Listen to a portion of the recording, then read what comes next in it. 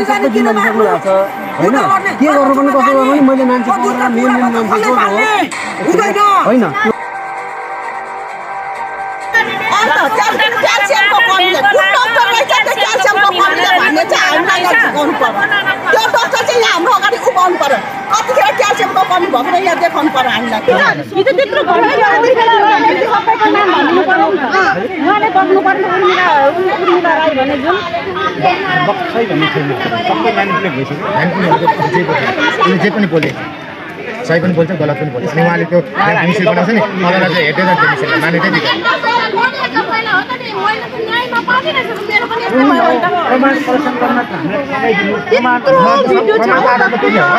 मान्छे फेला परेको छ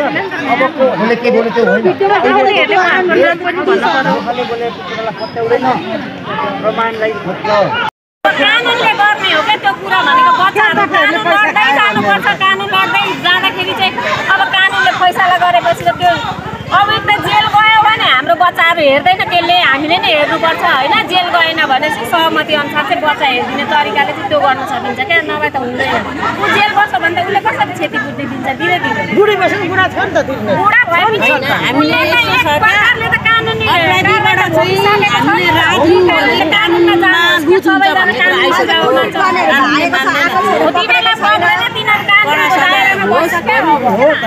त्यसो भए तपाईहरु के उनीहरुलाई सजाय दिने हो कि आधी प्रपर्टी लिने भन्ने कुरा छ हामी अहिले त्यो कानुनी कडा सजाय नै हो हैन डक्टरी रिपोर्ट आओस् त्यस पछाडी हामी के गर्नुपर्ने त्यो कुरा हामी गर्छौं अब त्यो बच्चालाई हेर्दिने तरिकाले जस्तो डक्टरी रिपोर्टमा त त्यो चाहिँ बिरामी भएर मात्र मृत्यु भएको भन्ने आयो भने अनि जबरजस्ती चाहिँ यो कुटेरै मारेको भनेर रिपोर्ट निकाल्नु मिल्छ त मेडिकल डाक्टरहरुलाई अब अहिलेसम्म हामीले भित्र पसेर हेर्दा सबै जिउभरि अझै पनि निलडाम छ अनि कसरी डाक्टरले रङ रिपोर्ट त निकाल्नै पाउँदैन त्यसो त मृत्यु भएको पनि धेरै दिन भइसक्यो त्यसै पनि त्यो निलडाम त देखिन्छ नि हैन एउटा लासमा त खुन सञ्चालन नभएपछि 25 जना महिला भिडियो र कुटेको भिडियो नै छ अनि कसरी कुन आधारमा भन्यो डक्टर जान्नु लाग्यो क्याल्सियमको कमीले मर्यो भने चाहिँ कुन आधारमा भन्यो यो हामीलाई प्रुफ निकाल्नु पर्यो त त्यो प्रुफ निकाल्नु पर्यो त हामीलाई डक्टरलाई पनि मुद्दा लाग्छ क्या डक्टरलाई अब डक्टर त्यतिकै बस्दैन नि त उलाई पनि मुद्दा लाग्छ नि त त्यस्तै रिपोर्ट गर्न पाउँदैन जनताले डक्टरलाई जनताले गर्ने कसले गर्ने अब ड्याङ्गु लागेर मरेको ड्याङ्गु लागेको मान्छे हामीले पनि देखेको छु क्याल्सियमको कमीले कुन डक्टरलाई चाहिँ क्याल्सियमको कमीले भन्ने चाहिँ हामीलाई सिकाउनु पर्यो त्यो डक्टर चाहिँ यहाँ हाम्रो अगाडि उभाउनु पर्यो कतिखेर क्याल्सियमको कमी भएको यहाँ देखाउनु पर्यो हामीलाई होइन यो कानुन नभएको देशमा जे गर्दा पनि हुने रहेछ क्या यो गरिबको लागि कानुनै छैन रहेछ कानुन छैन भन्नुहुन्छ फेरि कानुनकै उमा भर परिरहनु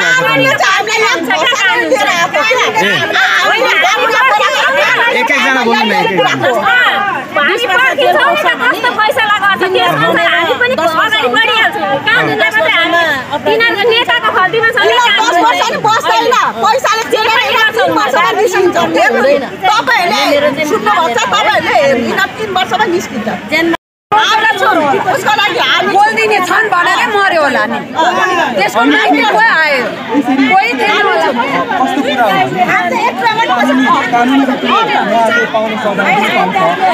यो घर पास गर्न पाउँछ यसो गरौँ उहाँले नै नमानेको हो क्या हामीले चाहिँ पोस्टमार्टम नगराउने भने हो तर अब यो कुरा के भने प्रक्रियागत हिसाबले जाँदाखेरि सबै कुरा यस्तै भयो अब के हुन्छ भने सबै कुरा नानीहरूको पालन पोषण हाम्रो काकाबाट हामी फुपाहरूसँग आएको होइन आफ्नै उहाँहरूले गर्ने नै भएको छ अनि एकजना हाम्रो अब पढाउनसम्मको लागि एकजना हाम्रो सरले पनि जिम्मा लिनुभएको छ होइन एवं बहादुर सर हुनुहुन्छ जो अहिले हाम्रो ठुलो चाहिँ छोरी पढिरहेको काम गरेको स्टाफ छोरी होइन त्योभन्दा माथिसम्म अब व्यवस्था होला नि त कानुन बमोजिम जान्छ नि त यहाँ जान्छ अब हाम्रो अहिले अब यसो गरौँ न यस्तो हो क्या नानीहरूको नाममा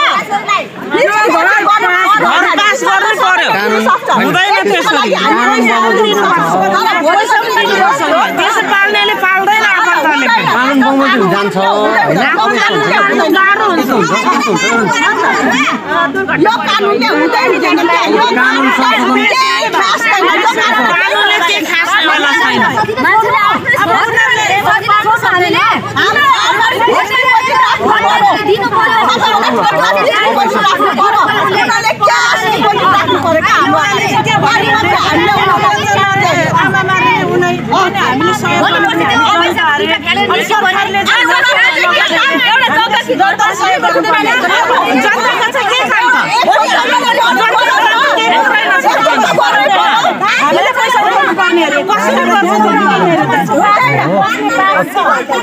यहाँ सुनाउन आएको म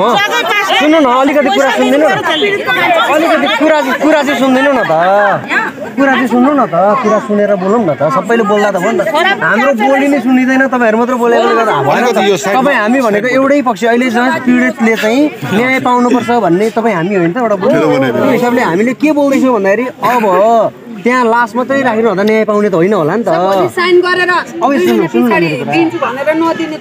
त्यो हुँदैन कानुन बमोजिम जान्छ यो कुरा मुद्दा दर्ता भइसकेको छ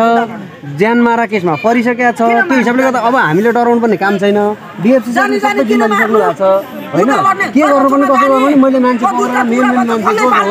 होइन त्यो जान्छ आउँछ पनि त्यो हुन्छ पनि होइन त्यसले गर्दाखेरि तपाईँ हामीले चाहिँ अब लास्ट पोस्टमार्टम भइसकेको छ पोस्टमार्टम भइसकेपछि अहिले कहिले रिपोर्ट पनि आउँदैन त्यो 10-12 दिन रिपोर्ट लाग्नु आउँछ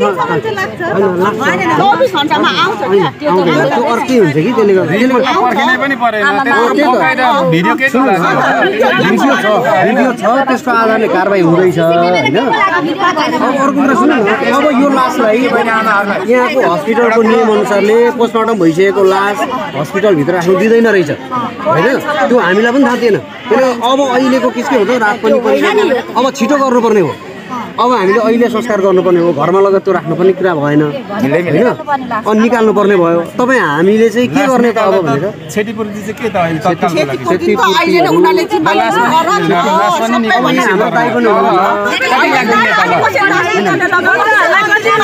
लालन पोषणको लागि बच्चाहरूलाई कति दिने हो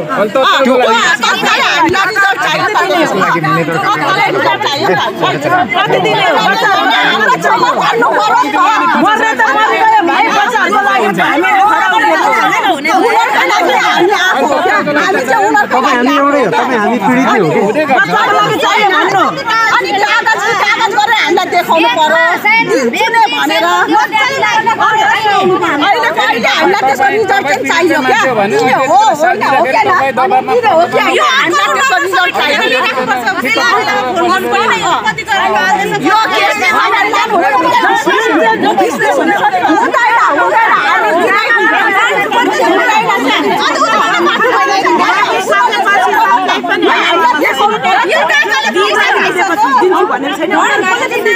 यो मिलेको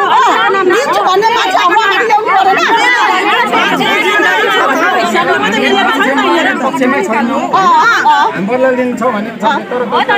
सबैजना पैसा